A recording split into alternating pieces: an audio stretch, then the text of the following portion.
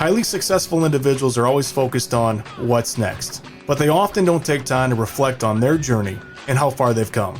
I'm Craig Heatherly, host of the Path Less Travel podcast, where we dive into the journeys of extraordinary leaders. Their success rarely follows a straight path, and that's what makes their story so remarkable.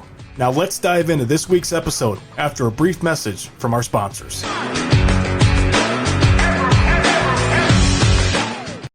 Looking for top talent in tech or professional fields? Avero Talent connects businesses with exceptional candidates, specializing in tailored recruiting solutions that match the right skills to your team's needs. Whether you're building a team or searching for a tough-to-fill position, Avero Talent delivers the expertise you need to hire smarter, faster, and with confidence. Let Avero Talent help you find your next star employee.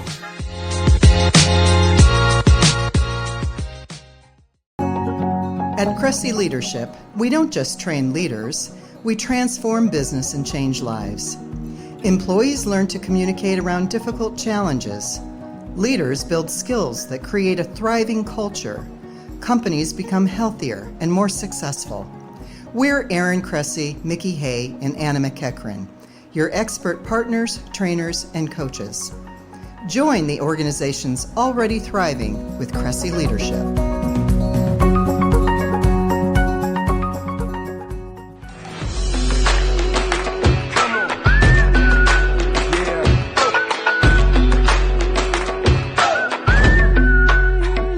Welcome to the Path Less Travel podcast. This week we feature the President and CEO of South Bend Regional Chamber of Commerce, Jeff Ray. Jeff, welcome to the show. Craig, thanks for having me. It's a real honor to be here. This is going to be the second most challenging interview that I think I'm going to have, because the first is Chuck Freeby. Oh, he's difficult. Yeah. I'll try not to be as difficult as Chuck. He's a very difficult individual. You guys, you're in this seat where you get to interview so many people in a variety of channels, and you just make it about them. So I'm going to do my best to make this about Jeff Ray as much as I can. All right. You know, I was an elected official at one point. I'm skilled never to answer the questions that you ask. So we'll see how this goes. Well, tell us about the team of about 16 here that serve 1,300 companies across the area that employ about 60,000 employees. What do you guys do here at the Chamber? It's pretty cool. We've been here about 116 years. 116 years ago, the business community said, we need some people to work on our behalf while we're busy running our businesses. So they formed the Chamber and really to do a couple things. Really to drive economic growth here in the region is really at its core. We need people to move here. We need business to move here. We need a vibrant economy. So we really do that in three buckets. We do economic development. So we're in the kind of traditional attract businesses, help businesses grow, help small businesses start, that kind of piece. We're in the tourism space, so we do destination marketing, and so that's a big part of our team here. We want visitors to come here, spend money, support our local economy, and then we do the traditional business advocacy kind of stuff. So we're at the City Hall, we're at the State House, we're in Washington, D.C., lobbying on behalf of the business community for business-friendly practices and policies. And so I got a team that, you know, a lot of players that play a lot of different positions, right? I think that's the beauty of maybe our organization versus others. So most communities, these are separate. And maybe you have three separate organizations that do traditional chamber, or do economic development, or do tourism. We say it makes sense to have them all together. That way we have, if I need 16 people for one thing, I've got 16 people there. These are, if you're using a baseball analogy, these people can all play a lot of different positions depending on what our need is each day. A big thank you to Senior One Care for sponsoring today's episode. Founded in 2006 by Carl and Kyle Bossing, this family-owned business has provided compassionate in-home care for nearly 2 decades. If my family needed a caregiver, I'd call Kyle. With 6 Indiana locations, they give you the peace of mind while your loved ones receive the care they deserve. Learn more at senioronecare.com. In your role as the coach, player coach, I'm sure, what does that look like? What's your day-to-day like? Yeah, you know, I think what I love is no 2 days are the same. And so on any given day, I'm exploring a lot of different issues. You know, we're working in Michigan and Indiana. So we have businesses on both sides of the state line, and the needs are different. Our smallest member has 1 business. Our biggest member has over 6,000 employees. And so given that range, everybody's need is a little bit different. And so I spend a lot of time trying to attend to the needs of our business community. But at the same time, we're trying to be thought leaders. How do we drive stuff? historically, when you look at the chamber years ago, I use an example in the 60s, we decided we needed more higher education opportunities for our students here in the area. So we really led the effort to get IUSB, a regional campus for Indiana University here. Or 20 years ago, we said we want to get to Indianapolis faster. We drove the effort to improve US 31 and continued to be involved in US 31 now. And it's the old Chinese proverb that says best time to plant a tree is today, or it's 20 years ago, the second best time is today. And we said, man, if we ever want to drive on this thing and that trip to be quicker, we've got to drive it. So whether it was internet connectivity, road transportation, education, over the years, we've been the thought leader that sort of came together and says, how do we drive that? We've got a couple of those kind of things.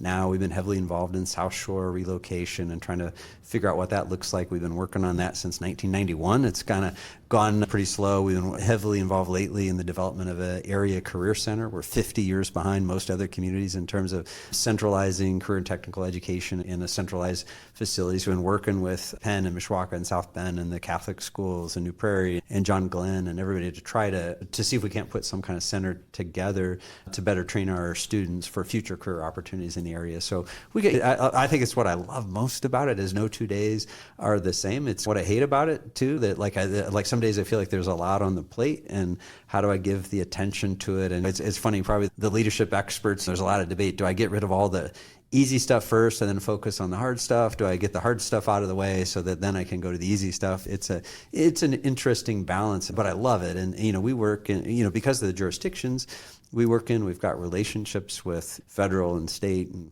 local officials. So there's a lot of connecting with them on different things. I probably over the course of the year go to 50 to 60 night meetings, just being at city councils and school boards and stuff like that to make sure the business community's voice is represented at that and stuff. So, I love that. My family we're small business owners. So my great grandfather started a business in the 1930s and it didn't work and he failed and he went out of business. He went back to work for somebody else, but he didn't give up and he came back and he tried again. And we had a business for 50 plus years on my dad's side of the family, 50 plus years on my mom's side of the family, both in the drugstore business, one in Mishawaka and one in Bourbon, Indiana, down in Marshall County, just south of here. But I think it was maybe even back that far that I recognized the value of a chamber of commerce, for example, because my dad, my grandfather, my mom, my great grandfather didn't have time to be out being advocates for the business community. Sometimes they needed somebody else to do that. Going back to our beginning, we were founded because somebody said somebody needs to represent our interests.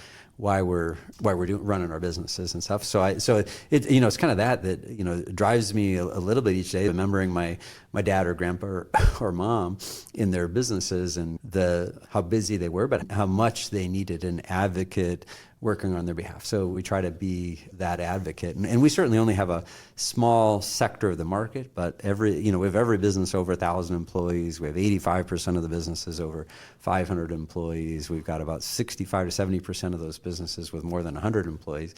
And then you start to get really small. And we have 80% of our businesses are under 20 employees and stuff. So we got this mix. We'd love for all of them to be a part. It's not for everyone though, and we understand that. And so we work really hard to try to provide programming and resources for them, no matter what their business is. So it's a fun thing and a fun time to be a part of it. I love especially the economic development piece. I probably spend more time in that space than anywhere else. Partly that's the sell of the community, right? How do we get other folks excited about making an investment here? How do we help an existing business grow, that kind of stuff? In the last couple of years, I've had a chance to be involved with fun projects like AWS or GM or some of those, which are generational, transformational projects for our area. But still, even with those announcements, probably 70 to 80% of our work is with existing businesses here, and how do we help them grow? And sometimes it's just giving them the data they need to present to their board of directors. Other times it's helping them plug into an incentive or helping them understand land or help them understand some policy kind of issue. And I kind of like that. Again, the no 2 days are the same. And so I enjoy that. And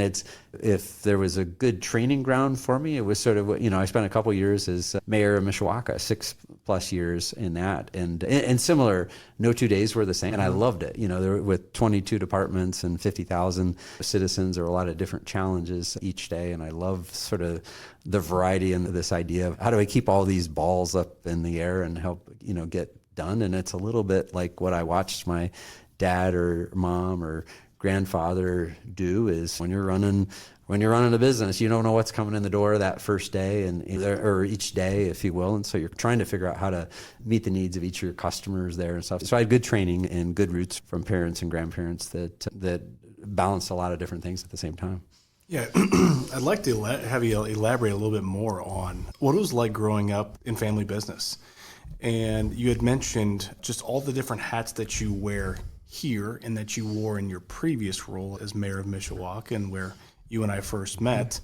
How did that prepare you for this? You mentioned training ground, but what were some things that you learned really from your parents and just family members? It's interesting, especially when you're in the retail space. Our business is open 9 to 9, 6 days a week. It was open 1 to 6 on Sundays. We're open every Christmas day because people needed batteries and film and stuff like that. So it can be all consuming, but at the same time, my parents and grandparents did a wonderful job balancing family and other needs with it. And I think that's a pretty important thing. When you're open 7 days a week, when do you do family stuff? When do you do laundry? When do you go to the grocery store? All those kind of stuff. And they all did a really nice job of balancing that. I liked the busyness of it. Very much. That's interesting. The drugstore was called Tribe O'Ray, kind of meaning like the family, the tribe, if you will. And it was home, and it was the customers that walked in. It was the people that worked there. It was and my family members that were part of it too, that all taught me a lot about caring about the people that you work with. People labored pretty hard to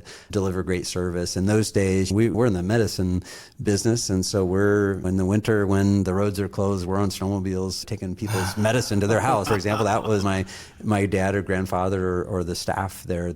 So I do think I learned a lot about kind of caring for people and treating, people the way, retail in particular, I think is great training ground. And, even after college, I went into retail for a while. And I would tell you most of the time when it came to hiring somebody, I'd hire somebody in a heartbeat that had a good career in retail, because they learned a lot about people and dealing with customers and handling complex situations. And also it was never the most glamorous work either. And so, but there were a lot of people there that were willing to do whatever it took to get the job done. And so I saw a lot of that, not only in my parents and the people that worked for them, but even in my own career as I got into it. That's funny, as I remember getting into retail, it wasn't what I planned to do when I got out of college, but I couldn't find a job and I had to work somewhere. I got to pay the bills and such. And because I'd grown up in the retail environment, I thought I'll start here. And my buddies all looked at me like I was a failure, right? You weren't smart enough to find a job in the career that you wanted to find. I said, well, one, I need to work. And two, what a wonderful place for me to learn about being a manager and running a business and some of this. And it wasn't my money, right? And so, I treated it like it was, but I loved that opportunity because as a 22 or 23-year-old kid, all of a sudden I'm in charge of a bunch of people who are working at my business, and I've got a big responsibility. Before you know it, I got more than one store, and now I'm training new people, and now I got stores all over the southeast part of North Carolina that I'm working on in those days. And so I'm like, this is pretty cool, and I don't know what other field I'd have been able to advance like this or get this experience or figure out this sort of, how do you balance all the things that you need to balance with it. Well, the title of the podcast is The Path Less Traveled. And when you think about your journey, how do you relate? Yeah, it's interesting. I love the question. I've heard other people on it. And it's funny when you say this, like the thing that comes to my head early on, somebody said, take the high road because there's a lot less people on that and you can get there faster. And I think that as I think over the years, like it's like, boy, in the roles I've had, there's been a lot of chances to get down in the mud and mix it up. But I got to play the long game here. And I don't get to pick everybody that I get to work with. I don't get to pick all the elected officials I have to work with. I got to play the long game with them and figure out how to advance our interest and stuff. And so I've tried to treat people the way I would have expected them to. And I love that thought of, I'm taking the high road because I'll get there faster than if I'm down on that low road, if you will, where some of them choose to be sometimes and stuff. So I like that piece of it, because this is kind of this long journey. Like we're obviously building this community for today, but more importantly, trying to build it for tomorrow and wanting it to be resilient. And when we think of our team here, they want their kids and their grandkids to live here. I want the same team. So how do we build the kind of community where kids and grandkids are going to want to live here? And how do we bring the amenities here? How do we bring the companies here that they'll want to work in? Some of that. So I love this long game and figuring out what is it we can do to differentiate ourselves from others. Because the truth is,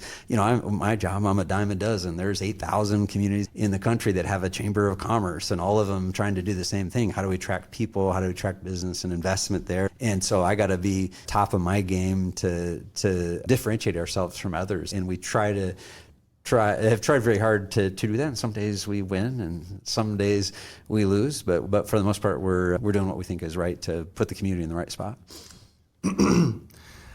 I think you're underselling the work that you guys are doing here. 2-time Indiana Chamber of the Year. 2-time runner-up for National Chamber, I believe.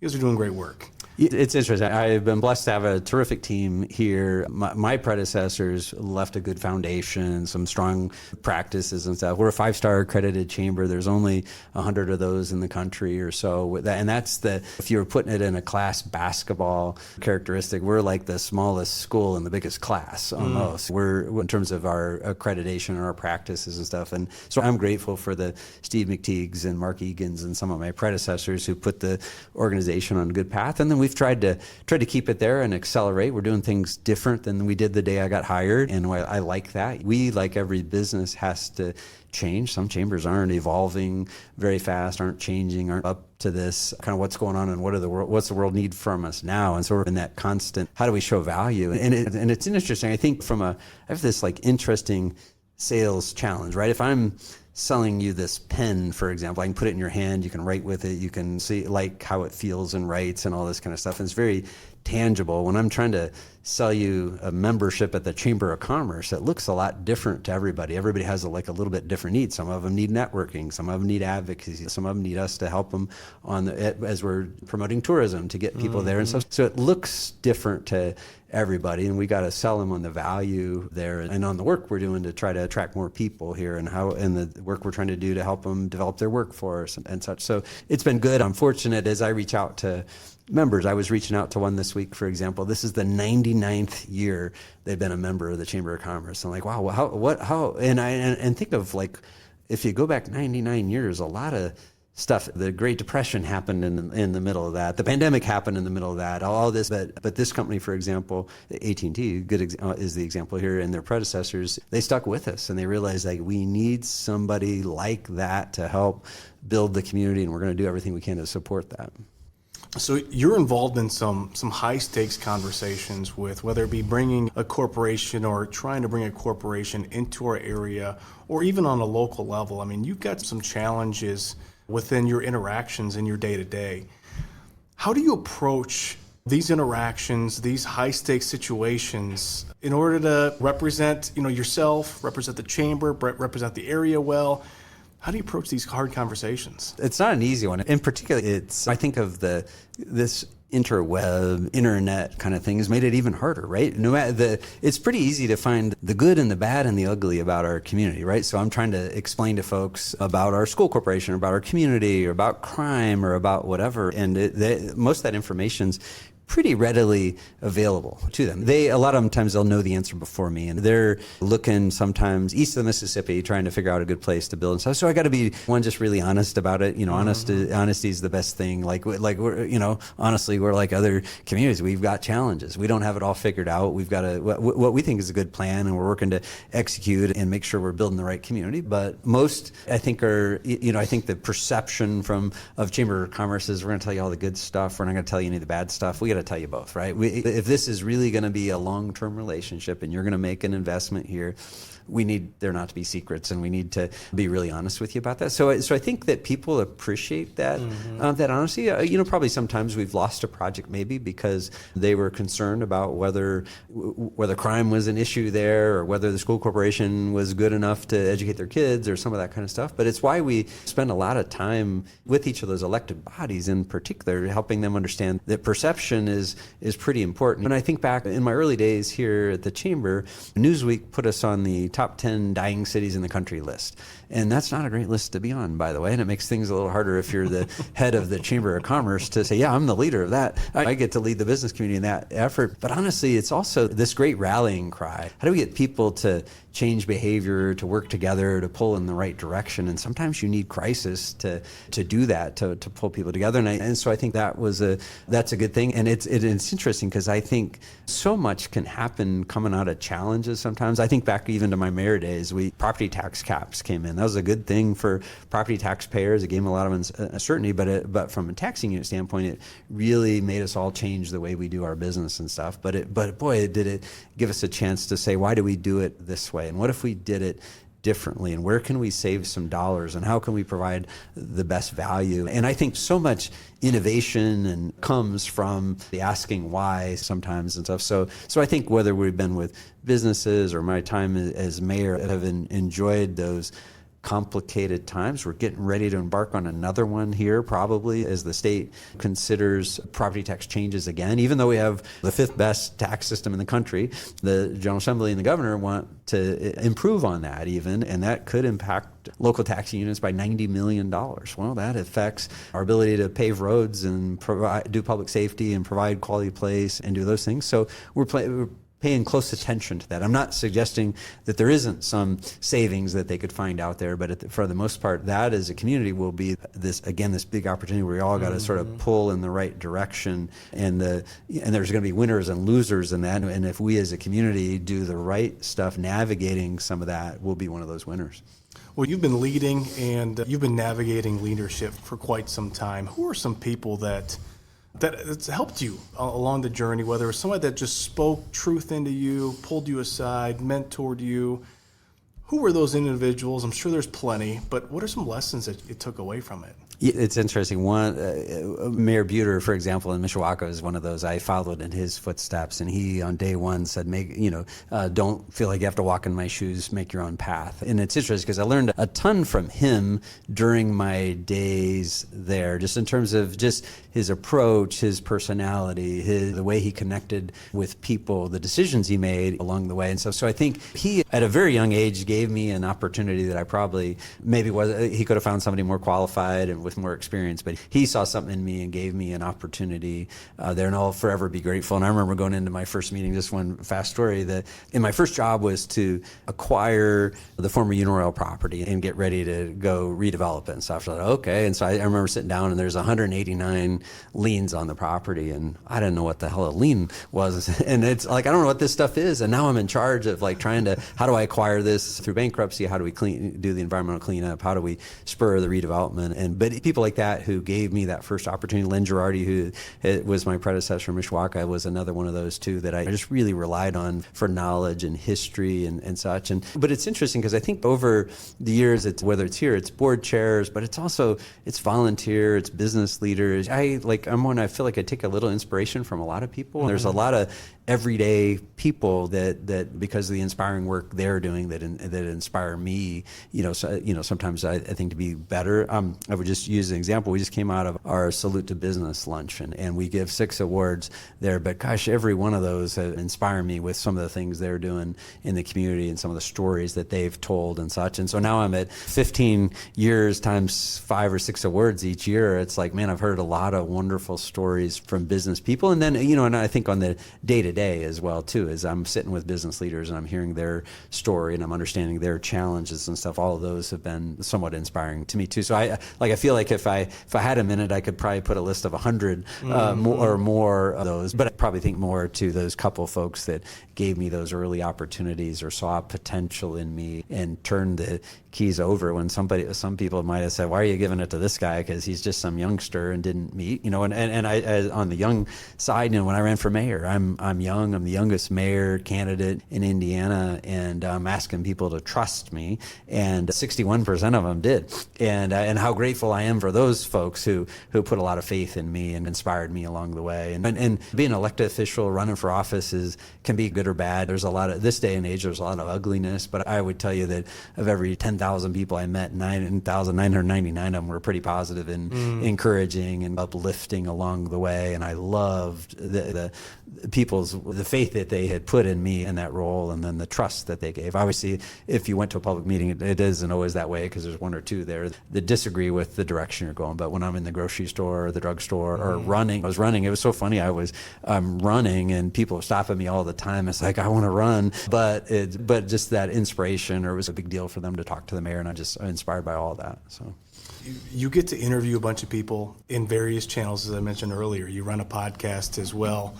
You've heard a lot of really successful individuals speak, and you've got your own experience as well. As you look back on your life, what's some advice that you'd give to a younger Jeff, or wish that you would have received as a younger Jeff? I would say my early days, probably balancing stuff isn't very good, especially when you're young, because it's like, I'm going to work really hard. I'm going to do this, that, and the other, and all the things I can do so that when I'm older, I can have it a little bit easier and stuff. So in my early days, I wasn't very healthy. I just ran around the clock. I didn't take time for myself. I very rarely read a book or anything, because it was like, I got stuff to do, man. I got to stay focused on this and stuff. So as I get older, I learned a lot more about how much more effective I could be with that. And so that was good. I think as I became older, I became a better listener as well too. I think, it's interesting sometimes as the leader, you've got this sense of urgency and I'm in charge and we got to move this forward, and how to take the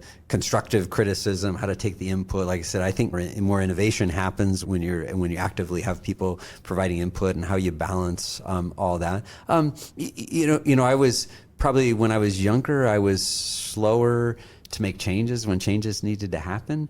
That's a hard thing about being a leader. Sometimes you got to make difficult decisions along the way. And Henry Cloud is a leadership speaker, and he talked about sometimes you got to prune the garden because the healthy stuff doesn't get a chance to thrive if the dead stuff is taking the nutrients and the energy. Or he also talked about don't be a hoarder. And we all have a garage full of stuff that we keep because we think we might need it someday. And sort of we do the same thing in the workforce sometimes too. And so I had to make some hard decisions along the way, knowing that's a difficult thing to do because you're affecting someone else's life. Mm-hmm. And in some cases, I think I did people a favor by letting them go from somewhere they weren't happy being in the first place. But on the other, those are tough personal things. And so I've learned a lot about just dealing with people, how you handle those kind of things. And honestly, at the end of the day, I made the decision. Usually I'm the final decision maker. So I wanted to deliver that news, for example, if it was on changing something. And I don't have any regrets on any of that. I sort of, in hindsight, felt like most of them were moves that really helped the organization move forward. So I don't know, just a handful of things. But I think the listener, the balance thing, that this health thing is like a really key thing. I weighed 100 pounds more than I do today because I wasn't very healthy. And I was going at it all day. I'm drinking 8 Cokes a day. I'm at every breakfast, lunch, and dinner. I'm at every special event. I'm cleaning my plate. Mom said clean your plate, right, when you're a kid. Right. And before you know it, it's like, holy cow, I know I gained a few pounds since college. But that was a real eye-opener for me, just to think, oh, wait a second, I got to be healthier. And before I knew it, I don't go on a diet. I start finding time. I'm going to run a block, and then 2 blocks, and 3 blocks, and then a 5K, and then a 10K, and a 15K, and then a half marathon, and then a marathon. I ran a marathon on my 40th birthday as this culmination of this transformation. And now 15 years later, I'm still pretty healthy and still have working out and doing stuff, being active part of it. But I think we all need to unplug from the pace. I think the other thing is funny, like I mentioned reading, especially in work, like we all, I got 10,000 work things I need to read. I got that report that I need to study. I got to do this. I started reading fiction. And it was pretty interesting. I hadn't read fiction forever because I don't have time to do that. I got to read. And if I'm doing any books, it's got to be biographical because I got to pull some lessons away from it. And what I've really realized is I like to clear my head sometimes. I need to unplug from that kind of stuff at some point too. And just it helps my peace of mind a little bit. You mentioned books. Any books that you'd recommend to leaders, to young leaders, to anybody that's looking at on this kind of growth-minded trajectory? Yeah, I think a couple that people handed me along the way that helped me. One was called Bud to Boss, and I can't even tell you who the author is, but this was, I was part of the team at the city, for example, for a long time, and all of a sudden I'm in charge, right? So I've gone from I'm everybody's buddy to now I'm their boss, and so I know their good and their bad and their ugly habits a little bit, and that can be a difficult challenge for people sometimes. So I remember lessons from that book in particular. The other one was from a Navy admiral, I think it was, and it was called like It's Your Ship or something along those lines. But it was like, this is something I got a hold of right now, and I get a chance. And even though, I think that was maybe one of the hardest things of the city sometimes is, Mayor Buter had been there for 20 years. I've been part of that team. Everybody assumed everything's going to be just like it was all along. And I was like, well, it's my ship now. And I got a chance to make some changes along the way. And some of that I'm forced to just because of the conditions that are around me. Some of it are, I want to put my own stamp on leadership. Some of it I've seen some inefficiencies and stuff there. So those are two that sort of popped into my head a little bit there, but it's interesting because like along the way, I needed almost like daily inspiration a little bit sometimes, because sometimes just this battle, cities are, I still say the mayor job is the best job I've ever had. Pays the worst, the hours suck. I mean, there's a lot of, things, but even, the paradoxical commandments is a good example. One of my favorite things that I had on my desk because it explains some of and I'm a terrible job like re-quoting them, but there's a lot of people are going to be mean and nasty to you, but be nice to them anyway, kind of stuff. And so I encourage people to look those up because those are really good. And then like George Bernard Shaw had a quote that says, life's this like brief candle that I got a hold of right now, and I want to make it burn as brightly for me as I can because I'm going to pass it on to somebody else at some point. And I love, so some of those kind of things that people shared, passed along on the way were things that kind of got me excited or got me through difficult times. And it's interesting, I'm as a mayor, again, I love the job. I knew what it paid when I got into it, but I'm making $60,000 a year to be in charge of 680 employees and have a couple $100 million budget and have 50,000 people that own stock in the company who all feel like they have a say for it. And this isn't the easiest job in the world. I've got something 3 or 4 nights a week. I've got things on the weekend. And similar there, I'd say, what'd you love most? And I said, man, all the places I got to go and the people I got to meet and the things I got to do. And then you say, well, what did you hate the most? I said, all the places I got to go because I'm like gone all the time. But nothing more powerful than to stop by somebody's 90th birthday party and wish them a happy birthday. And I just was inspired by kind of the power of people and connecting. And so those were just like little things along the way that sort of help keep me grounded, but also help me move. And it's funny, I did a 6th grade essay contest, all the kids in Mishawaka, and if it was the If I Were Mayor contest, and this is funny, I still have it at home somewhere, and some kid says, I think I'd be really bored. It sounds like the worst job ever and all this. And it was funny, just the pure honesty of kids reminding you. And it's like, it was never boring to me, but there's a lot of, I got to get the snow plowed and the leaves picked up and all those kind of stuff. And again, I think all that stuff prepared me for now, as now we're dealing with property taxes. Obviously, I dealt with that a lot when I was in the city, or we're trying to figure out things we need in the community, or we're trying to attract people here.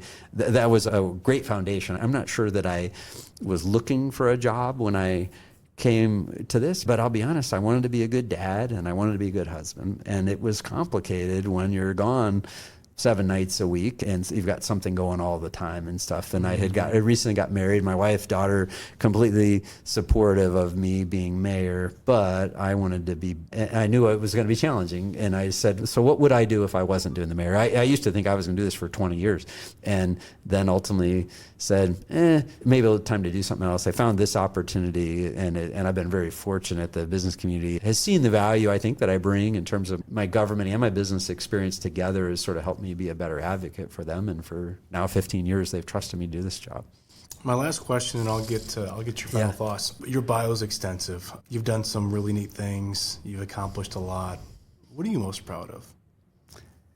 Yeah, it's interesting. I think my family, who ran a great business, it wasn't that we ran a successful drugstore. It was just, I think I hope it's the relationships I've made with people. I've tried to treat people well. I think I built a good reputation in the community. None of the other stuff matters. It took a lot of people there, but I try to be the same person, whether I'm sitting with the governor or sitting with the Notre Dame athletic director or whatever. And so I'm proud that I've been able to stay grounded, be who I am, and I could name a bunch of projects that I'm really excited about. But at the end of the day, if I want to be a good dad, a good husband, a good father, a good son, a good brother, all those kind of things. And those are the things that are most important to me. And I've been very lucky to have good, strong support over the years to help me through all that.